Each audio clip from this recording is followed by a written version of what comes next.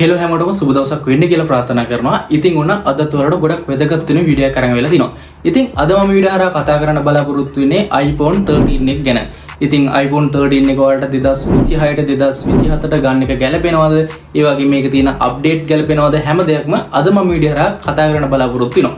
ඉතින් ඒ වගේම මේ iPhone 13 එකේ තියෙන හැම දෙයක් ගැන මම කතා කරන්න බලාපොරොත්තු වෙනවා.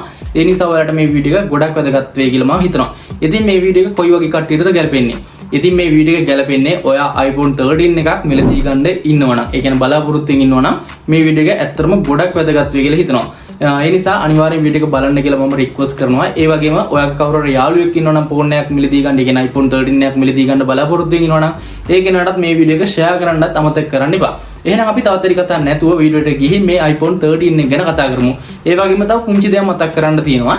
ඔයත් iPhone එකක් මිලදී ගන්න බලාපොරොත්තු වෙමින් ඉන්නවනම්, ඒ කියන්නේ brand new phone එකක් නෙවෙයි, used phone එකක් මිලදී ගන්න බලාපොරොත්තු වෙමින් ඉන්නවනම් අනිවාර්යෙන් පහලින් comment එකක් දාන්න. මම ඔයාලට වීඩියෝ එකක් අරන් එන්නම් කොහොමද අපි used iPhone එකක් මිලදී ගන්නකොට මොනවද අපි මේක බලන්න ඕනේ. ඔයාලා දන්නවා used iPhone එක මිලදී ගන්නකොට ඇත්තටම ගොඩක් ප්‍රශ්න තියෙනවා. ඒ කියන්නේ මේකේ display සමහර ඒවා චේන්ජ් කරපු ඒවා, ඒ වගේම බැටරි චේන්ජ් කරපු ඒවා තියෙනවා. ඒ වගේ ෆෝන් එකේ එක පාර්ට්ස් චේන්ජ් කරපු ඒවා තමයි ගොඩක්ම මාකට් එකේ බලා ගන්න හම්බෙන්නේ. ඉතින් ඒ වගේම මම මේ ෆෝන් එක ගත්ත තැනත් ඔයාලට මේ වීඩියෝ එකෙන් කියන්නම්. ඉතින් මේක කිසිම ස්පොන්සර් වීඩියෝ එකක් අහර මෙහෙ නෙවෙයි. ඉතින් මම ගත්ත තැන තමයි මම ඔයාලට කියන්නේ. ඒකත් ඔයාලට දැනගන්න ඕන නම් අනිවාර්යෙන් පහලින් කමෙන්ට් එකක් දාන්න. අනිවාර්යෙන් මම ඔයාලා කමෙන්ට් එකට රිප්ලයි කරනවා. එහෙනම් අපි තවත් හරි කතා නැතුව වීඩියෝ එකට ගිහින් හැම දෙයක්ම කතා කරමු. හරි, iPhone 13 එක රිලීස් කරනකොට ෆෝන් 4ක් රිලීස් කරා. iPhone 13 එක, ඒ වගේම 13 mini එක, 13 Pro එක, 13 Pro Max විදිහට මෙන්න මේ ෆෝන් 4ක් රිලීස් කරා Apple ලා. ඉතින් මේ මගේ අතේ තියෙන iPhone 13 එකක්. ඉතින් මේක ගැන තමයි අද මම මේ වීඩියෝ එකේ රිවිව් කරන්න බලාපොරොත්තු වෙන්නේ. ඉතින් මම මේකේ ඉස්සෙල්ලාම ඩිස්ප්ලේ එක ගැන තමයි කතා කරන්න බලාපොරොත්තු වෙන්නේ. ඉතින් ඔයාලට මේක ඩිස්ප්ලේ එක විදිහට බලා ගන්න පුළුවන් අඟල් 6.1ක ඩිස්ප්ලේ එකක්. ඉතින් ඒ වගේම මෙන්න මේකේ රීප්ලේස් ආගේ 60 Hz පැනල් එකක් ඔයාලට බලා ගැනීමේ හැකියාව තියෙනවා. ඉතින් මේ 60 Hz පැනල් එක නම් ඇත්තටම මේ iPhone එකට මදි කියලා මට හිතෙනවා. සාමාන්‍ය මේ ෆෝන් එකේ ගානත් එක්ක බැලුව සාමාන්‍යයෙන් සෙකන්ඩ්, ඒ කියන්නේ සාමාන්‍යයෙන් Android ෆෝන් එකක සාමාන්‍ය 30000 ෆෝන් එකෙත් මීට වැඩිය පැනල් එකක් අපිට බලා ගැනීමේ හැකියාව තියෙනවා. හරි, ෆෝන් එක අඩුපාඩුවක් ඉදිරියට මේකත් අපිට ගන්න පුළුවන්. ඒ වගේම මෙන්න මේ iPhone 13 එකට එනකොට මෙන්න මෙතන තියෙන notch එක ගොඩක් මෙයාලා පොඩි කරලා තියෙනවා. සාමාන්‍යයෙන් 11 එකට 12 එකට එන ඒවත් එක්ක බැලුවොත් මෙන්න මේකේ notch එක ඇත්තටම ගොඩක්ම පොඩි කරලා තියෙනවා. ඉතින් ඒකත් අපට ගොඩක් හොඳයි කියලා හිතනවා. මොකද සාමාන්‍ය ඩිස්ප්ලේ එකෙන් ගිහින් තියෙන ඉඩ ප්‍රමාණය ගොඩක් අඩු වෙලා තියෙනවා මෙන්න මේ notch එකටත්. ඉතින් ඒ වගේ මේ ෆෝන් එකේ මම ඊළඟට කතා කරන්න බලාපොරොත්තු වෙන මේකේ frame එක.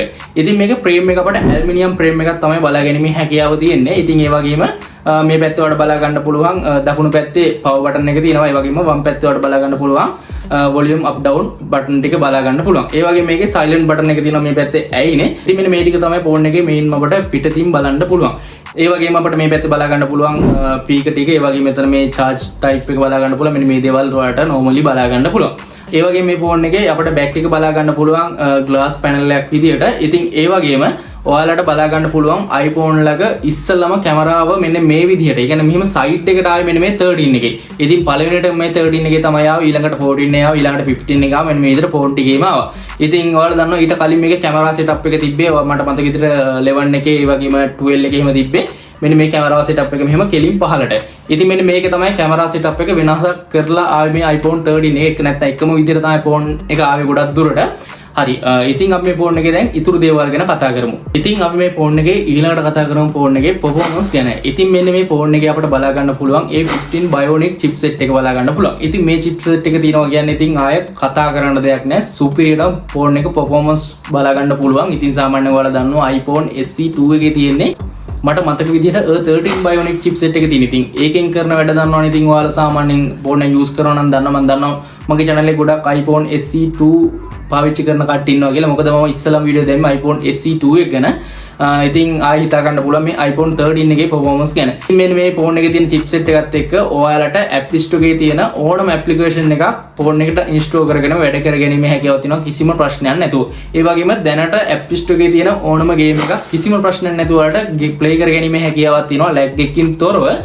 කිසිම ප්‍රශ්නයක් නැහැ. පොඩි ප්‍රශ්නයකට තියෙන game play කරනකොට බැටරිය පොඩ්ඩක් බහින එක විතරයි. ඒක සාමාන්‍යයෙන් normal දෙයක්. සාමාන්‍යයෙන් game play කරනකොට බැටරි බහින එක සාමාන්‍ය normal නේ. හරි. ඉතින් අපිට ඊළඟට මේකේ software ගැන කතා කරොත් මේකේ දැනට තියෙන latestම update එක තියෙනවා iOS 26.6 update එක තියෙනවා. ඉතින් මෙන්න මේකට iOS 27 update එකත් අනිවාර්යෙන් වෙනවා. සමහරට මේකට තව අවුරුද්දක් විතර update අනිවාර්යෙන් වෙනවා. ඒ නිසා කිසි ප්‍රශ්න නැතුව ඔයාලට මිලදී ගන්න පුළුවන්. අවුරුද්දක් කිව්වට සාමාන්‍ය මේක 2028 විතර එනකන්වත් update එයි කියලා මම ගොඩක් දුරට හිතනවා. සාමාන්‍යයෙන් ඊට වැඩිය අඩු වෙන්න පුළුවන්, වෙ නැත්නම් වැඩි වෙන්නත් පුළුවන්. හරි. ඉතින් අප්ඩේට් පැත්තෙන් කතා කරොත් මේ ෆෝන් එක ඇත්තටම සුපිරිම ෆෝන් එකක් කියලා තමයි මට කියන්න පුළුවන්. සාමාන්‍යයෙන් performance එක බැලුවොත් ඇත්තටම මේ ෆෝන් එකේ කිසිම ප්‍රශ්නයක් නැහැ. ඉතින් ඒ වගේම කැමරා මෙහෙම setup එකේ විතරක් නෙවෙයි වෙනස. ඉතින් මේ කැමරාව එකේ ලොකු වෙනසක් කරලා තිනවා. ඉතින් iPhone ලක 15 වෙනිටම cinematic release කරේ මෙන්න මේ iPhone 13 එකේ. ඉතින් මෙන්න මේ නිසා තමයි ගොඩක් කට්ටිය මෙන්න මේ iPhone 13 එක මිලදී ගන්න ඇබ්බැහි වෙන්නේ. ඉතින් අපි මේ ෆෝන් එකේ කැමරා setup එක ගැන කතා කරමු. ඉතින් ඔයාලට මේකේ main කැමරා එක බලා ගන්න පුළුවන් 12 megapixel කැමරාවක්. ඒ වගේම second කැමරාව විදිහට බලා ගන්න පුළුවන් අපට 12 megapixel ultra wide lens එකක් අපට බලා ගැනීමේ හැකියාව තියෙනවා. ඉතින් මෙන්න මේ විදිහට තමයි කැමරා සෙට් එක අපට බලා ගැනීමේ හැකියාව තියෙන්නේ. ඉතින් මේ ෆෝන් එකේ සිනමැටික් තියෙනවා. ඉතින් ඒ වගේම මම මේ වීඩියෝ එක අවසානයේ මේ ෆෝන් එකෙන් ගත්ත වීඩියෝ ක්ලිප්ස් ටිකක් දානම්. ඒ ටිකත් අනිවාර්යයෙන්ම බලලා ඔයාලට පුළුවන් තීරණය කරන්න මේ ෆෝන් එක ඇත්තටම ඔයාලට වටිනවද, ඒ කියන්නේ කැමරා ගොඩ ටික පැත්තෙන් වටිනවද නැද්ද කියලා ඔයාලට තීරණය ගැනීමේ හැකියාව තියෙනවා. ඉතින් මට නම් කියන්න තියෙන්නේ මේ ෆෝන් එකේ කැමරාව නම් සුපිරි කියලා. ඉතින් ඔයාලට ලස්සන ෆොටෝස් ගන්න පුළුවන්. ඇත්තට මේ ෆොටෝස් වලට නම් පොඩ්ඩක් කැමරාව අවුල් කියලා හිතනවා. මොකද මේ සාමාන්‍යයෙන් 12 එකේ සහ එතකොට 7 එකේ වනම් ෆොටෝස් මට ඇත්තට මේ 13 එකට වැඩිය ඇත්තටම ගොඩක් ලස්සනට කැප්චර් කරගැනීම හැකියාවක් තියෙනවා. ඉතින් මේකේ වීඩියෝ නම් සුපිරිම 13 එකේ වීඩියෝ නම් සුපිරියටම අපට බලගැනීම හැකියාව තියෙනවා. ඉතින් ඒ වගේ මේකේ බැටරි එක අපිට මිලියම්පියර් 3000 ගානක බැටරියක් එන්නේ. ඉතින් ඒකත් එක්ක මේගොල්ලෝ කියලා තියෙනවා මේක පැය 19ක් වගේ වලට යූස් කරගැනීම හැකියාව තියෙනවා කියලා. ඉතින් මට නම් මේක ඇත්තටම පැය 19ක් යූස් කරන්න බෑ. ඉතින් මම පොඩ්ඩක් ෆෝන් එක ගොඩක් පාවිච්චි කරන වැඩි නිසා මට මේක පැය 19ක් යූස් කරගැනීම හැකියාවක් නැහැ. ඉතින් සාමාන්‍යයෙන් පැය 11ක් 15ක් වගේ අතරොන් ඔය වගේ ප්‍රමාණයක් මේක පාවිච්චි කරගැනීමේ හැකියාව තියෙනවා කිසිම ප්‍රශ්නයක් නැතුව. ඉතින් සාමාන්‍යයෙන් ඔයා ගේම් ප්ලේ කරන්නේ නැත්නම් සාමාන්‍ය ලොකුවට කැමරාව යූස් කරන්නේ නැත්නම් ඒ කියන්නේ ඔය විනාඩි 10 15 කැමරාව යූස් කරන්නේ නැත්නම් ඔයාලට එහෙනම් කොහොමත් පැය 19ක් නැත්නම් දවස් එකමාරක් විතර පාවිච්චි කරගැනීමේ හැකියාව තියෙනවා කිසිම ප්‍රශ්නයක් නැතුව. ඉතින් ඇත්තම කැමරාවට iPhone වල කැමරාවට බැටරි එක ගොඩක් බහිනවා. ඒක ඕන කෙනෙක් දන්නවනේ. ඉතින් මේ කැමරාව සාමාන්‍යයෙන් තියවන්න නම් සාමාන්‍ය විනාඩි 20කින් විතර ෆෝන් එක ඕෆ් වෙලා යන්නත් ගොඩක් දුරට ඉඩ තියෙනවා. මම එහෙම නම් ටෙස්ට් කරලා නැහැ මීට කලින්.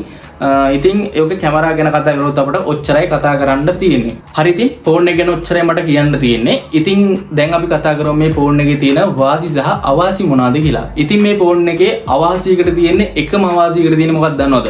මේකේ තියෙන රීෆ්‍රෙෂ් රේට් එක අඩු එක තමයි මේකේ තියෙන එකම ප්‍රශ්නයකට තියෙන්නේ. නැත්තම් ෆෝන් එකේ කිසිම ප්‍රශ්නයක් නැහැ ඔයාලට කියන්න තරම්. ඉතින් ඒ වගේම මේ ෆෝන් එක කොයි වගේ කට්ටියටද ගොඩක් වැදගත් වෙන්නේ. ඉතින් ඇත්තට මේ ෆෝන් එක ගොඩක් අර කන්ටෙන්ට් කරන කට්ටියට සාමාන්‍යයෙන් TikTok වෙන්න පුළුවන්, FB, YouTube මෙන්න මේ වගේ වීඩියෝ කරන කට්ටියට ඇත්තට මේ ෆෝන් එක සුපිරියක්. ඉතින් මමත් මේ ෆෝන් එක ගන්න හේතුව තමයි ගොඩක් මම මේ කන්ටෙන්ට් කරන නිසා තමයි මම iPhone 14 එකක් ගත්තේ. මොකද ඒකේ සිනමැටික් තියෙනවා. ඒ වගේම තව ගොඩක් කට්ටියට තියෙන ප්‍රශ්නයක් තමයි iPhone 13 එකට green screen එන ප්‍රශ්නයක් තියෙනවා කියලා. මේ iPhone 13 එකට green screen එන අවදානමක් ලොකුවට නැහැ. ඉතින් මේ ෆෝන් එක රත් වෙන කේස් එකට තමයි green screen එන්නේ. මේ iPhone 13 එක නම් එහෙම කිසිම ප්‍රශ්න නැහැ. මොකද මේකේ අර refresh එකත් ගොඩක් අඩු නිසා මේකට green screen එන්න තියෙන අවදානම ගොඩක් අඩුයි. සාමාන්‍යයෙන් කලාතුරට ෆෝන් 1000කට 5ක් වගේ එන්න ඉඩ තියෙනවා ගොඩක් මෙන්න මේ ෆෝනේ green screen. අන්න ඒක තමයි එහෙම ලොකු අවදානමක් නැහැ. ඇත්තටම මේ 13 එකේ අර 13 Pro එකේ 13 Pro Max එකේ මෙන්න මේ වගේ නම් තියෙනවා ඇත්තටම green screen එන අවදානමක්. ඉතින් ඔයාලට මේ වීඩියෝ එක ඇත්තටම ගොඩක් වැදගත් වුණාද? හැම දෙයක්ම පහලින් කමෙන්ට් කරන් යන්න. වීඩියෝ එක අඩුපාඩු මොනවාද? ඒවත් අනිවාර්යෙන් පහලින් කමෙන්ට් කරන් යන්න. මම හැම දෙයකටම රිප්ලයි කරනවා. ඔයාලට වීඩියෝ එක වටින්නේද කියලා මම අනිවාර්යෙන්ම හිතනවා. එහෙනම් ඔයාගේ iPhone 13 එකක් තියෙන යාළුවාටත් මේ වීඩියෝ එක යවන්න අමතක කරන්න එපා. එහෙනම් මේ වගේ අලුත් වීඩියෝ එකක් අපි ඉස්සරහට හම්බෙමු. අදට වීඩියෝ එකෙන් සමගන්න හැමෝටම සුබ දවසක්.